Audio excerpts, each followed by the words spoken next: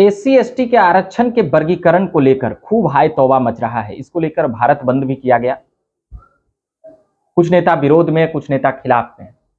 हम उसमें नहीं जाना चाहते। Creamy layer, non creamy layer की भी बातें खूब जोर शोर से चल चुकी है, मगर ये एक सोचने वाली बात है कि आरक्षण किन को मिले। ये एक बहुत ही चिंतन का विषय है और आरक्षण एक इतना संवेदनशील मुद्दा है कि इस पर किसी के भी पक्ष में जाना, खिलाफ में जाना एक बड़ा पक्ष को एक तय करता है, क्योंकि दोनों पक्ष और दोनों धाराओं के लोग हैं।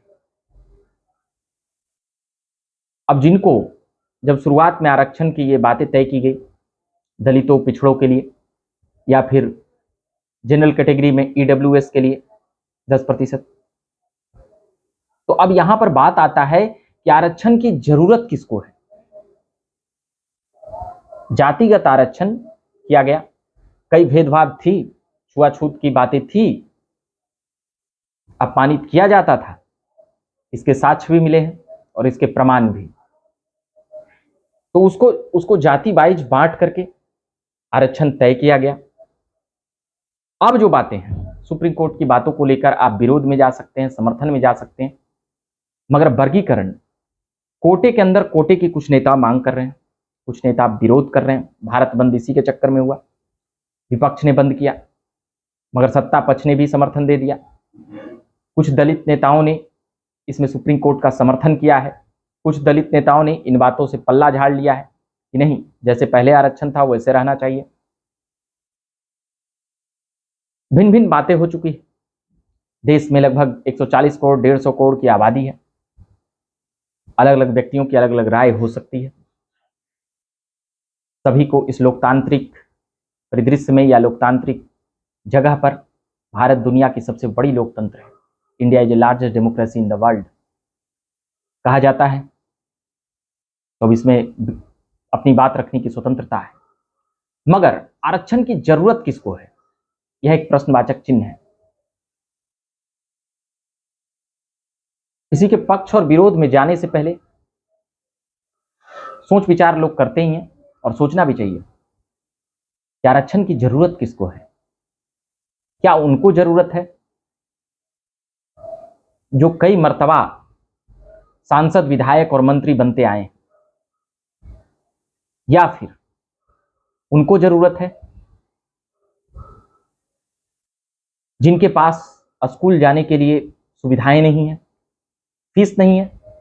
सरकारी स्कूल और की बातों पर अभी हम जाएंगे नहीं, कलम और किताब और कॉपी तक बातें जाएंगे नहीं हम। अब भिन्न भिन्न मुद्दों पर जाएंगे तो अलग अलग बातें हो जाएगी। रहने के लिए घर नहीं है कई दलितों के पास, कई के पास आलीशान हवेली है। तो इन सभी बिंदुवार चीजें हैं देखने की। तो इसी में बातें आती है creamy layer, non creamy layer. तो दलित समाज में ही दो हिंदुस्तान बन चुका है, एक जो इंडिया में रहते हैं और एक जो भारत में रहते हैं। एक के पास सोने का चम्मच है, एक के पास जब बच्चे होते हैं तो नमक की कड़वी घूंट पिलाकर उसे सुलाने के लिए मां बेबस हो जाती है।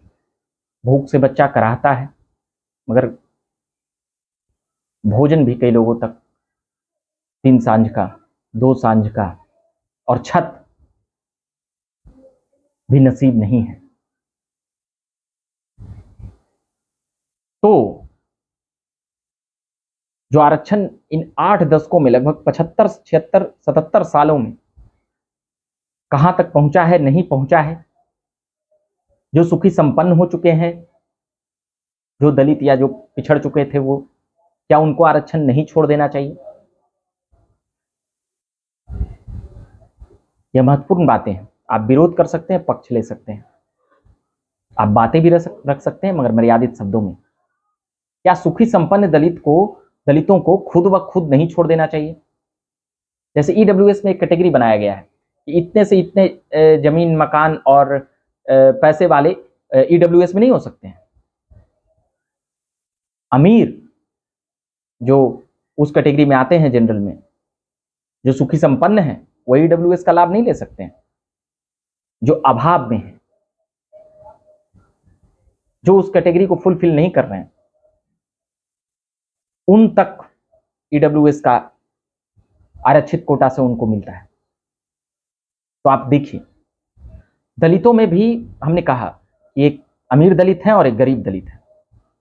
हम फिर कह रहे हैं कि आप इसका पक्ष लीजिए या विरोध करिए, मगर ये सोचनीय स्थिति को भी एक जन्म देती है। एक ही गांव में हम देखेंगे दलित समाज में, और पहले ही हम कह चुके हैं कि ये एक विवादास्पद विषय है, इस पर किसी का जजमेंट, हमारी राय या आपकी राय, ये कोई उचितता का प्रमाण नहीं हो सकता है। मगर जिसके पास कलम नहीं है उसको आरक्षण मिलना चाहिए, या जिसके पास कलम है उसको आरक्षण मिलना चाहिए। महत्वपूर्ण बातें यहां तक है, जिस मां के पास सोने की चम्मच है दूध पिलाने के लिए, और एक मां के पास नमक की कड़वी घूंट पिलाने के लिए भी बेबस है, आखिर किसको चाहिए? तो ये चिंतनीय और सोचनीय विषय है। एक दलित भाई सड़क के किनारे फुटपाथों पर जानवरों के साथ या ऐसे भी बेबस होकर कई जगहों पर उनको रात गुजारते देखा हूं। इसलिए बता रहा हूं, आरक्षण की जरूरत किसे है? आप SC ST में ही आरक्षण रखिए, दलित भाइयों के लिए ही आरक्षण रखिए। तो आप यहां पर उन्हें ही आरक्षण दीजिए, उनके कोटा से काटिए मत, काटिए मत। हो सके तो 1% और दे दीजिए, मगर आरक्षण जो स्कूलों तक नहीं पहुंच पाए, जो स्कूलों तक नहीं पहुंच पा रहे हैं, वहां आरक्षण दीजिए। उनको जरूरत है। और जो संपन्न दलित भाई हैं उनसे तो निवेदन है कि उनका हक मत मारिए। एक नेता ने कहे कि 90-95% संपन्न दलित के लोग वहां पर ले जाते हैं। अब छुआछूत का बात करके आप उनको इस धारा से काट नहीं सकते हैं। कुछ लोग इस बात को लेकर भी विरोध कर रहे हैं कि विधायकी और सांसदी में ये बातें शामिल नहीं होती हैं। तो मैं पूछना चाहता हूं उन लोगों से कि आप पैदा होते ही PhD कर लिए, MA 10th 12th 50 साल के हो गए, वोटर आई कार्ड आपका बन गया? पहले ये एक विचार रखा गया है, आप पहला कदम नहीं चलेगा तो दूसरा कदम कैसे चल लीजिएगा? तो उसके बाद भी चिंतन मंथन और मनन होगा।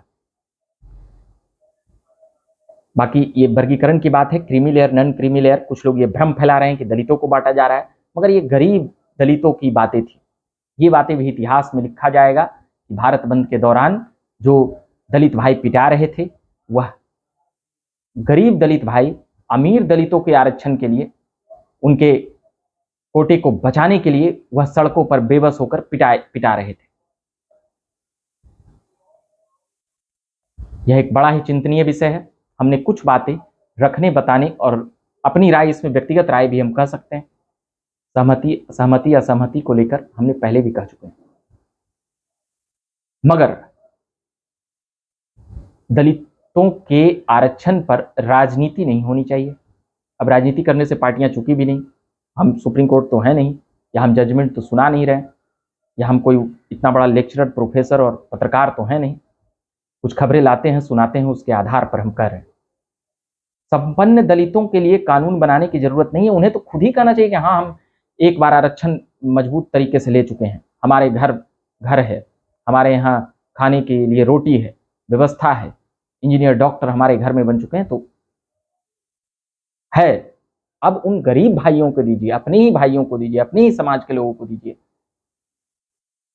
एक भाई का 10 मंजिला है, एक भाई का बरसात में वो भींगकर सोकर छतों से, खपड़ेल से पानी आ रहा है। तो ये किस सामाजिक न्याय और किस राजनीतिक परिदृश्य की वो बातें करते हैं, या हमारे समझ से बाहर की बातें हैं। बाकी हमने कुछ लाने, बतलाने और समझाने का प्रयास किया। आप झक्कास भारत देख रहे थे। मेरा नाम रविकांत हुआ। धन्यवाद।